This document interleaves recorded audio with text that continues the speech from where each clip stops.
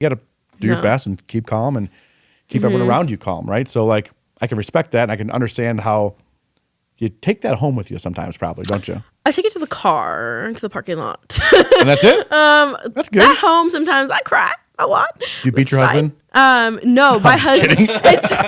Yes, for other reasons. Oh, nice. No. That's probably consensual, though. No, it's so funny. My husband is very much so. Okay, rewind. Okay. I'm an event planner.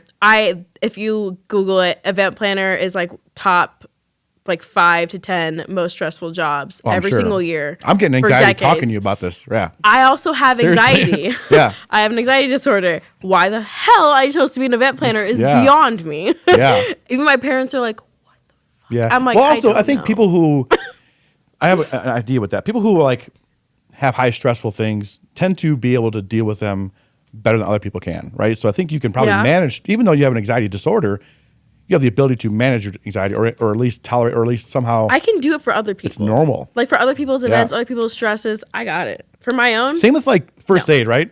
I can first aid for anybody. If you come in holding your own leg, I'm going to help you.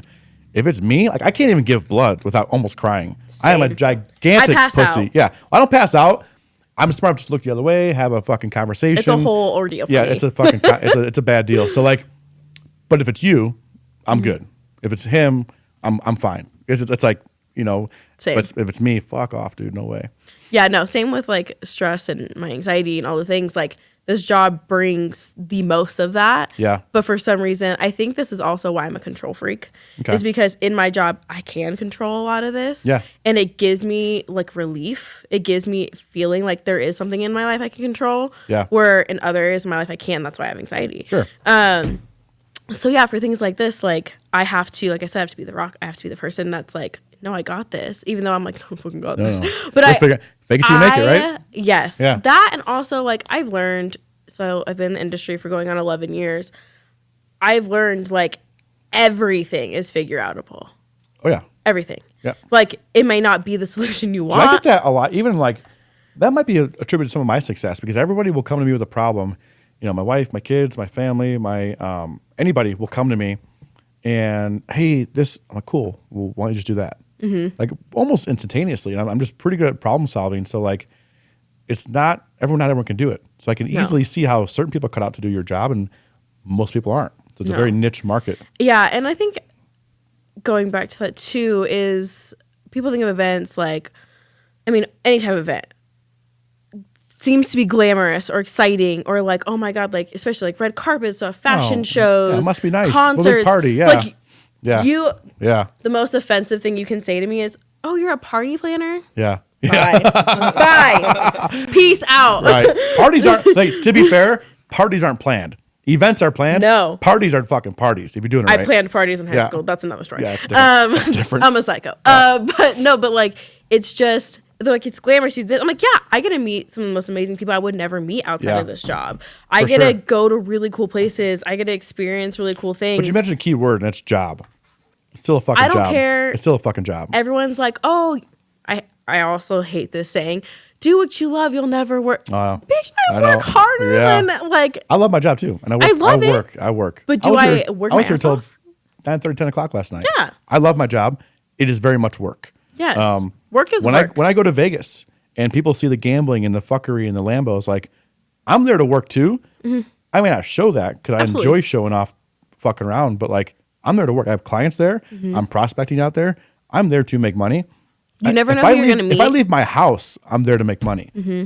But that gets boring telling people all that time. So like, I don't try and flex on that. Like I want people want to see the cool shit, the Lambos, the McLarens, the gambling. People aren't going to stay around if you tell them the nights you stay up till 4 a.m. Right. freaking out because like, you're like, nerd. how am I going to do this? Yeah. People will be like, okay, nerd, get over it. Like, I get that. No one wants to see that. But but it's very much true. And I think every profession has a version of that.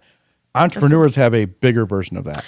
And I think a lot of that is because we're so invested in it. It becomes our identity, even if we try to push that it's not. Like it is. Like we can't. Yeah, I had a hard time with that when I was building power lines. When I was a lineman, I didn't realize that was my identity until I stopped being a lineman. And I'm like, oh, fuck, well, who am I? Mm-hmm. I introduced myself. So, I used to build power lines, or I'm a lineman. I'm like, well, what? Hold on, no, I'm a financial planner now. Like, I'm different. Mm-hmm. This is different now. But I would always lead with that. I had to separate that. It was a really weird thing. hard. To like all of a sudden I'm not a lineman. I used to be a lineman first. I still jokingly say, not joking by the way, I'm still the best lineman I know. Like I'm still good at that job. Yeah. I still love that job, and I can put my tools on today and still go be very proficient at that job. I loved it. I lived it. My identity though was a lineman. It wasn't a man. It wasn't a father. It was just like it was bad. Like I it's all normalized it, consuming. right? So now that I'm pretty aware of that. Now I try to separate that, and yes, I'm a financial planner. I do life insurance, but like that's not who I am. No. I am Anthony, right? So I've learned to try to separate that. It's hard. With entrepreneurship, it's a different level of hard, right? Because now it's like, okay, I had a 9-to-5 job. I was supposed to be able to turn that off. I couldn't turn it off. Now I have a job that never turns off. Because who are you relying on? You're relying on you. Exactly. No one's coming. So, who's your fallback? You. Right. Exactly. Yep. So that's cool. I mean, that's why I like having entrepreneurs on the show, because like we all relate in a different level. Whereas before my world, all my friends were linemen because we related, right? So now it's it makes like sense. a whole different world now, and I really enjoy it. So let's go into you going from working for somebody for working for yourself.